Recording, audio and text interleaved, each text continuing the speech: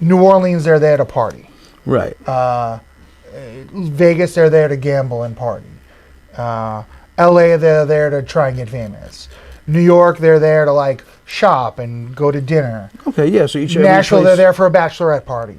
But Austin, they're there for entertainment. Years ago, when I first went around the first go around in doing comedy, I thought to myself, wow, it would be a really good idea to tattoo customers and to have. And Joe made Rob put on a hospital gown. And then first he put it on like a regular hospital gown.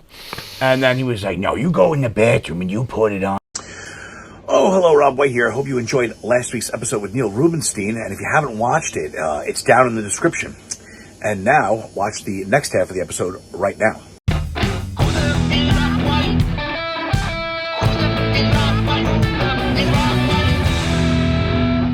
This is a whole brand new thing. We never did this kind of thing before. I always say, like, if I'm killing in the green room before a show, it's going to be a bad show. Oh, because you're definitely leaving it. Yeah. Because I'm like blowing it all. And then also I'm like, I'm in that like entertaining the comics mode. Right. Yeah. I've been there too. So then I get like way too dark, too quick or something. And the audience is like, whoa. Yeah. I get what you're saying because, yeah, comics have a better sense of humor than most audiences. I said it. You know what, though? I will say that the average comedy fan is coming around. They're getting better out there? Yeah, I feel like also with the rise of like shitty audience cultivation, the good audience members are like more vocal about. All right, I can see that. Yeah. So when you go to like a big theater show now, like people are still screaming and stuff, and it's like, what the fuck happened? The theater used to be where it was like quiet. Yeah. But in the club, it's almost better. Because in the club, like the real comedy fan is like, yo, shut the fuck up. I paid to see him, not you, you know? At least that's like a little bit of what I'm getting right now. That makes a lot of sense.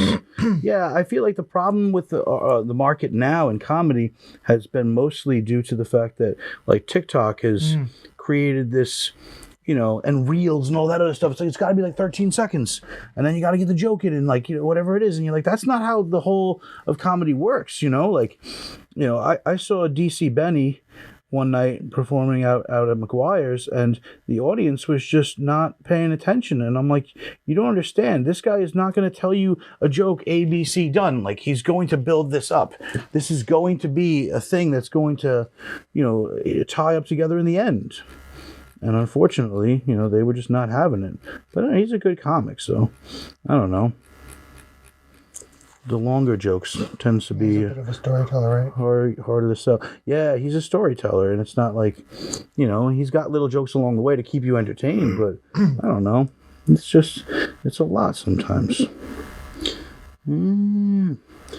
Audiences can be strange. Do you think that there are different areas now, because you've been traveling all around the country, do you think that certain areas are better, or is it just people are people? People are people. I will say there are a few places where it's like they're just not there for it. Okay. And then there's a few places where it's like they're definitely there for it.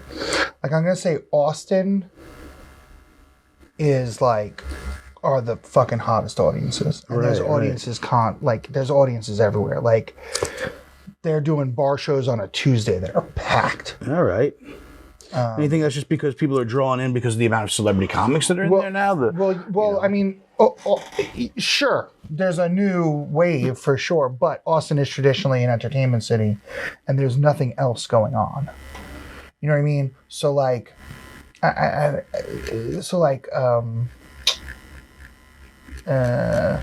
New Orleans, they're there to party. Right. Vegas, they're there to gamble and party. LA, they're there to try and get famous. New York, they're there to like shop and go to dinner. Okay, yeah. So Nashville, they're there for a bachelorette party. But Austin, they're there for entertainment. They went down there because they heard there's comedy and music in every every shop on the block. All And right. there is. That makes sense. That actually is. That's probably one of the most logical things that I've heard now. You know, people would. A lot of times I hear people try to explain bad audience versus good audience based on economics. You know, like, the blue collar audience is better. So like a place like Miami isn't good because Miami is like a lot of people with a lot of money and they can't relate to the subject matter of a normal blue collar environment versus somewhere like I don't know, like a Columbus, Ohio, where it's all, Maybe. I'm not going to dismiss that because I haven't done the research personally. No, I'm just going off of the stuff I've... I will say I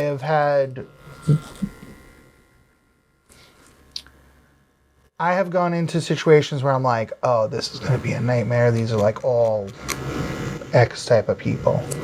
And then it was fine.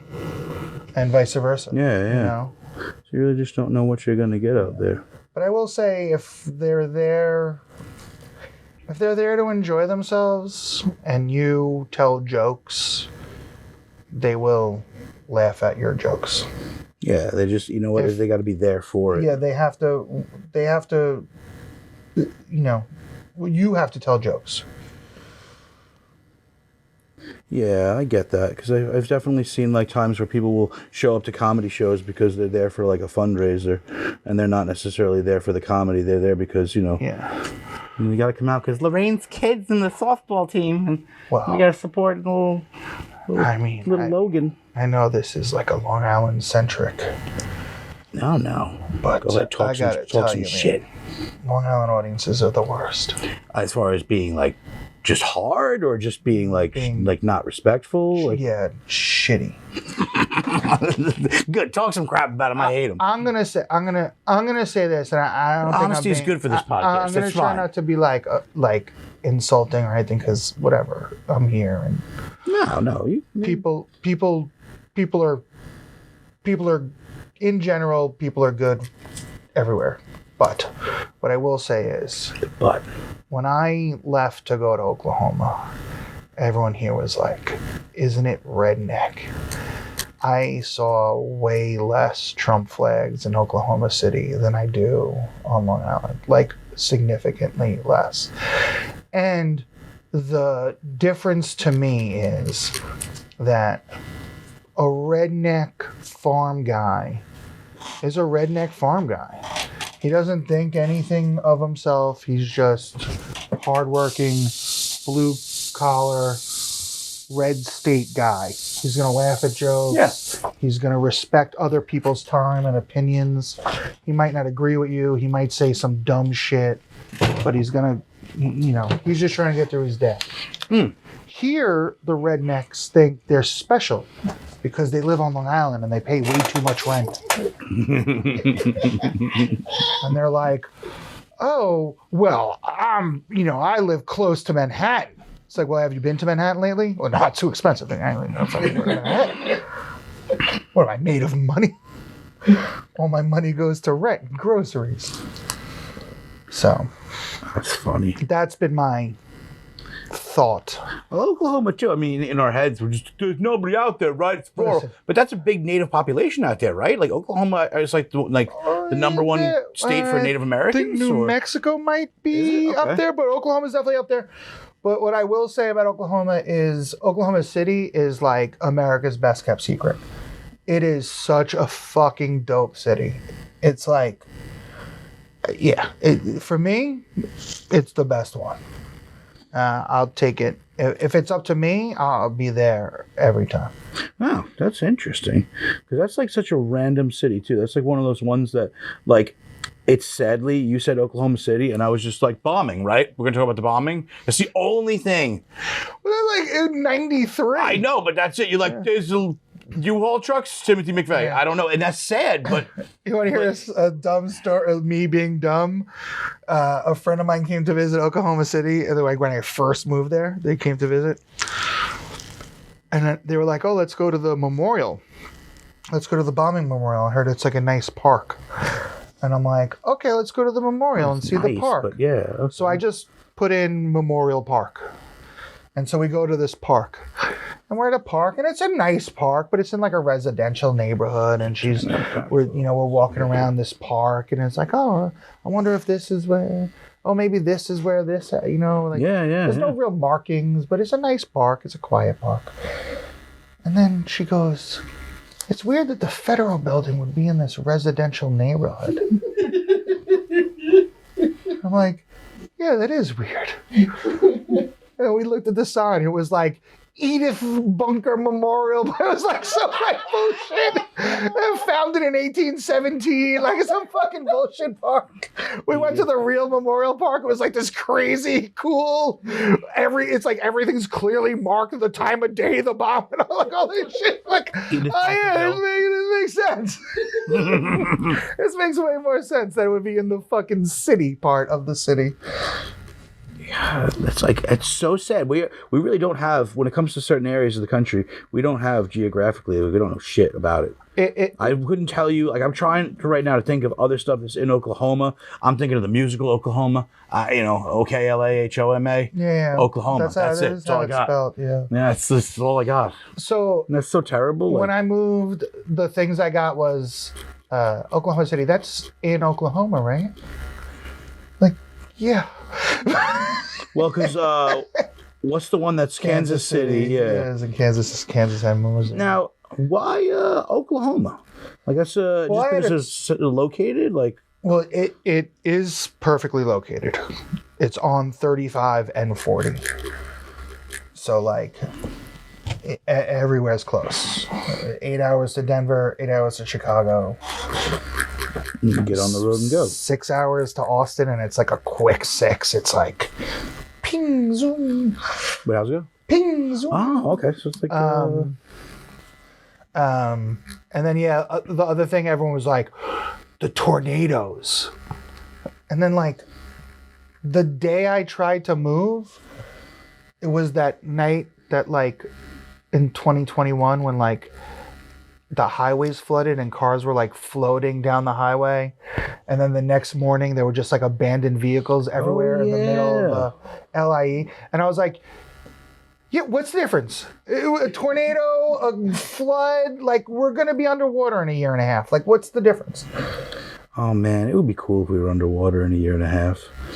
This place would be so much better. It would just be like Bald Hill, Minetto Hill, and the dump. Yeah. It would just be the dump. Yeah. Just be a town truck up there, all confused. Yeah. I always say like I'm surprised we're still here. Like because like there's 8 million people and there's only 7 exits. It's like, all right, everybody out. And there's like 2 bridges. Yeah, someday God will take us out, Till then, Long Island. So yeah, I give it shit. It's not as bad as I portray it to be. Like it is home in a lot of ways, but it's just I resent any place that does that, like has animosity towards its own citizens. Does that make sense? Like, not sure yet. What do you mean?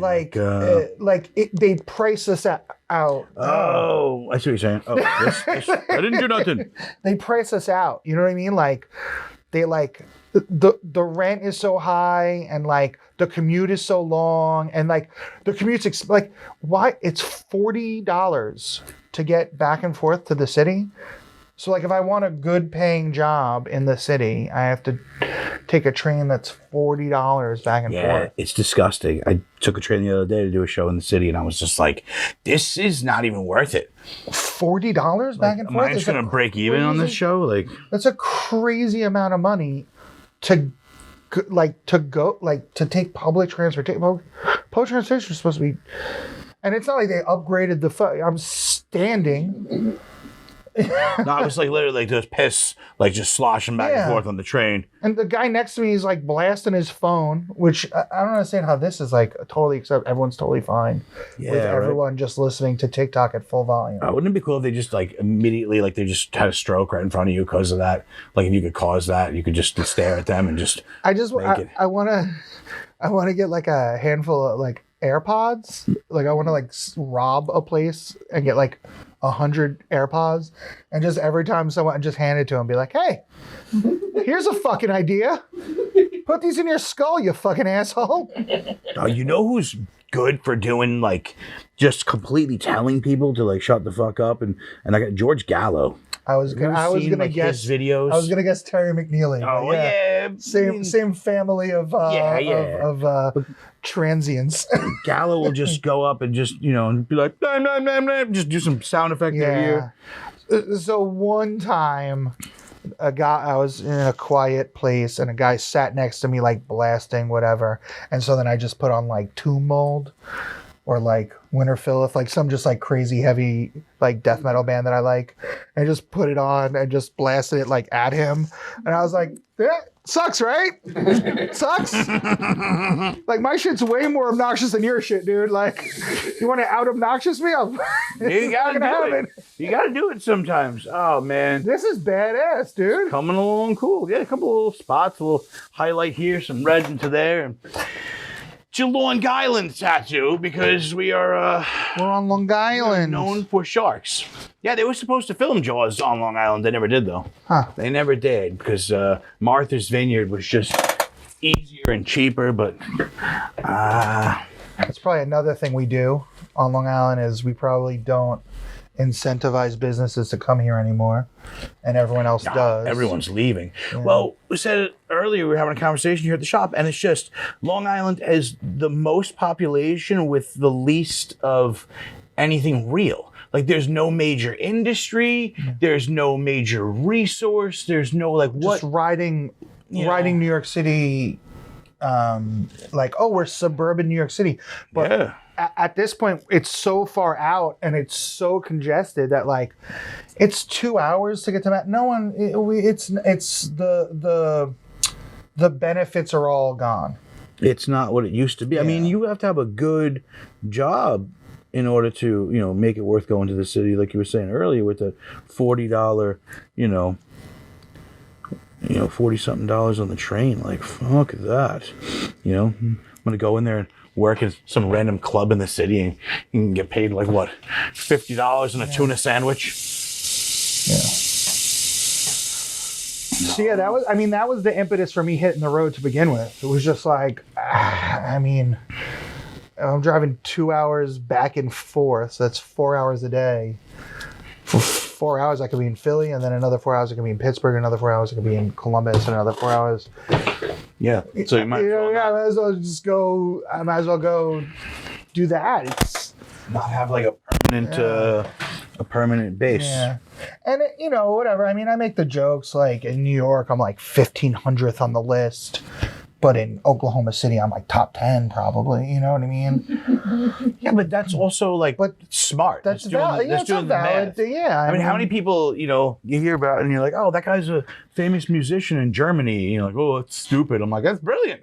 You're fucking making the money that you're not making because you're struggling here and you're working at Denny's. Who was that guy that was like he was like a huge artist in like South Africa and he didn't know until like the internet told him? No. Do you know what I'm talking about? No. Do you know what I'm talking about? Leave it in the comments if you know what I'm talking about. He was a huge artist in South Africa. I think it was like South Africa. It was like some guy from like the Midwest or something like released an acoustic album and it like blew up and so weird.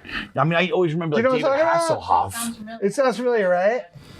Well, David Hasselhoff was huge here. He just wasn't a huge artist. But he was huge in Germany for being music, artist, yeah. Sixto Rodriguez. There it is. Where is he from originally? Detroit. Detroit. And like, where is he huge? In like South Africa? Yeah. What do you think? All right, let's do it. About just like a one-liner little anchor here to like just to kind of just to fill up that little like a single little just to fill it in so that it adds to the other side. I see what you got. I can make that happen. What happened? Someone's talking shit off camera, I think. Is it Baby Nick? Yeah, Baby Nick.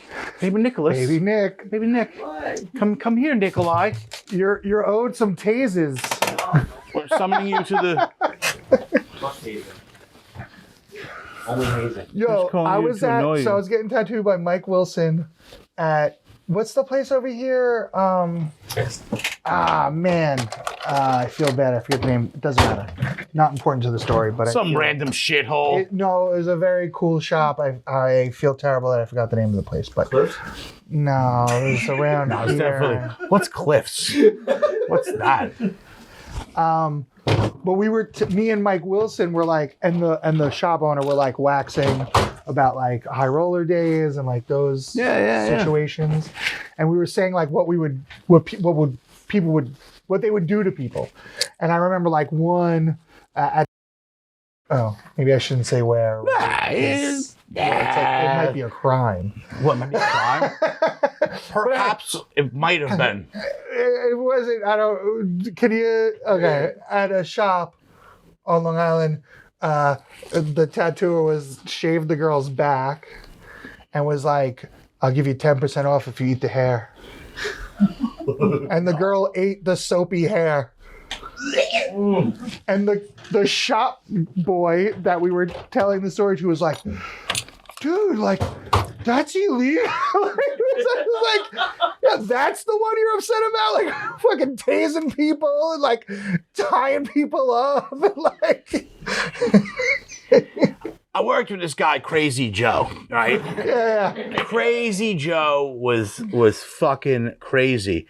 And so one day we go in and I was the like second apprentice. So I was like the boss's son. So they kind of let me a little nicer to me. But this other guy, Rob, was there, and Rob came in and Joe made Rob put on a hospital gown. And then first he put it on like a regular hospital gown. And then he was like, "No, you go in the bathroom and you put it on like it's the fucking hospital." And then he's wearing the hospital gown. And Joe takes out a magic marker and writes, "Bitch Rob," right on it. "Bitch Rob." And he's walking around with his ass hanging out like he's got like underwear, but like it's like, you know, and the whole day he's just, "Bitch Rob, come here and clean my fucking floor." And he's cleaning the floor as he's dipping and spraying ink on the top of Rob's goddamn head. Like, it was so uncomfortable. And I remember my dad called and was like, "Hey, how's things going?" I'm like, "Dad, Joe's got Rob wearing an outfit with "Bitch Rob" written on it." "Oh, that happens sometimes." I'm like, "Yeah, but Dad, Joe's been to prison and taken a bitch. Like, this isn't like I would be nervous. I mean, I don't know if Rob's gonna be okay. They might sodomize his butt later. I don't know." Rob stopped apprenticing though, so the end result was I don't know. I don't know why. I don't know why. What? I don't know why he stopped apprenticing. Probably because he didn't want to be anybody's bitch anymore. The moral of the story is that we never did anything to your butt here, Nick. When we taught you how to tattoo. Appreciated immensely. Well, you know what? I don't know what I'm doing. Nick, come here and eat this hair. We're gonna shave.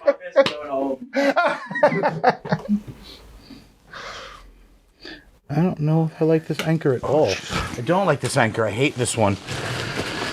I'm gonna probably stencil one on because it's symmetrical and that would probably look better, wouldn't it? Oh, I didn't mean to make for this to be like. No, you didn't make anything hard. Trust me. This is fine. It's just when some things, for whatever reason, you draw them and it's weird. Who the fuck is laughing now? I believe I have made a few things hard in my life. Oh, see what he's doing there? I made a lot of lives difficult, is what I meant. If your head's in the gutter, I don't know what's happening. Chris and Diana are being filthy. I'm gonna leave the show. I'm leaving now. I don't even want to do this podcast anymore. I don't know what happened. We need to steal an anchor. If you don't come back we have a in anchor stamp. Blow it. And we're back. Yeah, we're back. Little commercial break in there. I didn't know that this was a GoPro at first. Oh yeah. It's like a hidden camera show. Now we had the camera there for the first 2 episodes, and it was we're using a phone camera at the time because we're thrifty. And anyway, the phone camera was my phone, and it didn't record. So the first episode 2 and episode 3 is literally just conversation, and you know I'm tattooing, but you never see the tattoo. Pretty stupid for a tattoo podcast to not have it. Don't throw things around. Just throw that everywhere. Don't mind this. Throw that wherever you want. So, yeah. This is a cool idea. This is a cool idea for a show. It's like we always do this. No, just go back to that's perfect.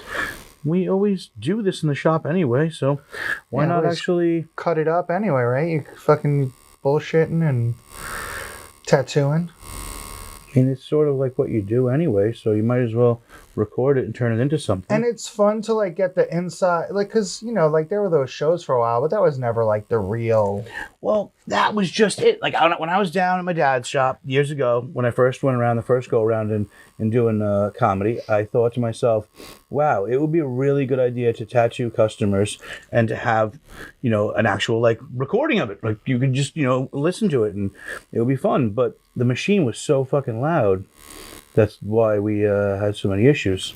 So yeah, the rotary is much more conducive to recording. Oh, it's just something that's totally different, you know? Like, why not? Why not tattoo and bullshit? Like, that's what we do anyway. Tattoo and bullshit and bullshit and tattoo. Yeah, you know, it's just a different kind of. I don't know. It's one of these things where like sometimes you're in this and you just come out with gold. Sometimes you just say something and it's so funny. Like all my bits have been written while I'm tattooing. That's generally how it always comes about. Where you're just bullshitting with people and you say something and you're like, oh, that's a stupid thing, or oh, that's a funny concept. You know, I'm like, how do you write your bits? So I had heard recently that like driving opens up the creative side of your brain. Makes sense because you have a task you have to take care of, but it's not enough to make you stay your brain's there. still moving. And then like in retrospect, I'm like, oh yeah, I kind of do write. Like I'll come up with the idea. You know, it's got to go through the machine. You know, which is like sit down with it. You know, think it out, talk about it, say it to a friend a few times, bring it to stage, say it to the audience a few times. It definitely goes through the machine, but I think driving, I come up with most of the premises.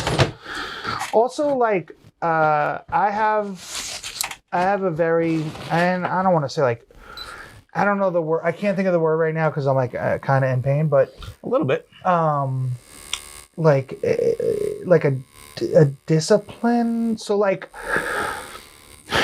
when I'm in pure writing mode, not like editing, not fine tuning, not tinkering, not puzzles solving, when I'm like, I want to come up with a new thing, I unpack trauma. Like that's what I like. It's like a therapeutic kind of moment. Yeah, like I'm past the like just, you know, the first whatever 8 years of my career or whatever it was like, oh, I gotta write a joke, and we're just writing jokes. And now I'm like unpacking things, and it's like, oh, I'm gonna talk about my dead parents. Yeah. All right, so let's write some death jokes, and let's see if I can make it from that angle. You know what I mean? Like, No, I can get and respect that. That makes sense. I mean, whatever. Some of it's a little, you know, it might be like a little tired of a bit where like my mom was a huge hypochondriac, you know, and like that's what we put on the tombstone. You know what I mean? Like something like that where it's like, oh, it's a pretty easy misdirect, but it's like it's about death. We're, we're still talking about a real thing that's a real thing. Real life issues that you actually have and feel, and you're actually turning them into trying. That's kind of. I started doing that about like 2 years ago. At like when my wife threw me out, I was like, you know, I started to be like, well, I want to talk about that. I have these like jokes that like were about her in the present tense. Mm-hmm. So let's talk about these in the past tense, and let's see if I can tell like a bigger story. All right. Yeah, and so it's like, so then the special is really like, oh, I moved to Oklahoma because my wife threw me out. And that's like the through of the whole thing. Like there's a little bit of COVID in the middle because that's like what we all experienced. That was like a shared experience. Oh, yeah. But also I wanted to like get rid of that. You know what I mean? Like I don't want to keep talking about that shit. Yeah. And I don't want to keep talking about my wife, and I don't want to keep talking about moving. Like I just want to get, you know, and so like that was like the process that I went through with that was like therapeutic. So I was like, let me keep moving in that direction. So like, let me talk about my parents. So it's a And real my like therapy kind of thing. That's upbringing, kind of cool. yeah. It's totally different than just going out and being like, all right, I'm mad at the bagel place well, today. that stuff will get stuff will get in there. You know what I mean? But it'll be tied into a narrative if I can. I understand. It's kind of cool. Everybody's got a different way of kind of coming about this and coming at it. Listen, I still have poop jokes, brand new poop jokes. You can't help it. You got to write a good old poop joke. Yeah, put a little cold water on there for love me. it. That's my favorite part. Yeah, everybody needs a good old poop joke every once in a while. Yeah. But it's also nice to like, hey, you know who I am? I'm this guy. Like, you know, got actually real shit going on in my life too. That's good. And I like that. I like that. Again, I know we're talking about fart jokes and comedy, but it goes all different directions. That's what makes this great. But I do like the juxtaposition of like, yeah, I'm going to talk about death, but like, here's a fart joke. Like, you know, we'll sweeten the pot a little bit. And I've said that like just on stage riffs where I'm like, oh, like I put the poop jokes right after the death jokes because in case one was too heavy, like if you don't, like. It balances it out. The Venn diagram of people who like shit jokes and people who like death jokes are two separate circles. Like we're not on the same freaking page. Yeah. It's freaking brilliant. Yeah. And then and then addressing whatever, you know, this is for Chris. And then like addressing obvious things. So like I'm sure like when you first started comedy, they told you that where it's like if it's distracting to the audience, you need to undistract it. So like looking like Joaquin Phoenix, looking like a fat Joaquin Phoenix. You just turn around and you bring it out, right? So because I know like literally I've literally never posted a video where someone isn't like, this guy looks like Joaquin Phoenix. And like, it's never not happened. So it's just like, all right, here's the bit about this. No. That's true. Like people have, because like for me now, I wear a suit every time I go on stage. I've noticed. It was a reaction to like, because I had the beard and I had the long hair and I was just like, fuck it, I'm going to do it. And I just became like, you know, that was my reaction to after COVID. And then I was like, no, you know what? I don't want to do this anymore. I want to get booked at the local clubs. So like, what are they going to want? What are they going to need? I'm like, you know what? I like the old school shit, the old, you know, Jackie Gleason, you know, Bud Abbott and Costello kind of sort of stuff. So I was like, suit and tie. There you go. But now, when you wear that and you go to a club, especially out on the island here, it's like, dude. If you want to know why you're wearing a suit. They just think I work there. Yeah. They literally, every time I go to Governor's now, like to the someone shows you ID. The staff starts asking me, like, hey, was the chairs on the, and I'm like, I don't work here either. You know, like, it's so crazy. But like you said, you have to address the elephant in the room. Like, hey, if I look like, you know, whatever, I got to say what I, you know. Okay, we got it out of the way. You know, so I had to address earlier. Can you pay attention to me now? How many comments are going to be like, that guy should be doing the tattoo and the dude who's doing the tattoo should be in the chair? I'm like, yes, I know. Yes. I know I don't look enough. Yes, I have enough tattoos. You know, it's just the way you have to address it. Yeah. Speaking of tattoos, we are all done and in there. This is that'll settle down and lighten and brighten and all that good jazz, but you're still old school, right? You're not gonna like put that like new skin on, you're gonna let me dry heal it. Satiderm. We need to crazy glue some duct tape to you. No, I think you're okay. Yeah, this is one of those things I don't even know if we really can bandage it because how are you going to drive a car when you have a bandage wrapped around you like some kind of baseball glove? They have like that new skin shit. That like so it'll just like go, I don't know. I've never used it. Don't do that. That's silly. I'm not like it's not a real tattoo unless it gets infected. I'm not that guy. In a couple of hours, you're going to take it off and put Listerine on it anyway. Yeah. Listerine and gunpowder is what we do. All right. Well, we look into the camera and we say, well, ladies and gentlemen, thank you guys so much for watching Who the F is Rob White? This is my guest, Mr. Neil Rubenstein. He's in there. He's in here. He's over here. Do you have anything you want to plug or promote? I know this will probably air way after any of your shows and dates and stuff, but... Have Some Dignity, probably out on vinyl by now. Right. On Equal Vision Records. That's cool. It's on vinyl? Yeah. That's really cool. That's totally... And on Spotify and YouTube. Yeah. Absolutely. Yeah, man. Website and... NeilRubenstein.com. Excellent. It'll be in the link. The description, yeah. Yes, we can. Well, guys, like, share, subscribe, keep on watching, and leave some comments. Keep it going, and thank you, and have a great night. Thanks, Rob. Thank you. Thanks, Chris.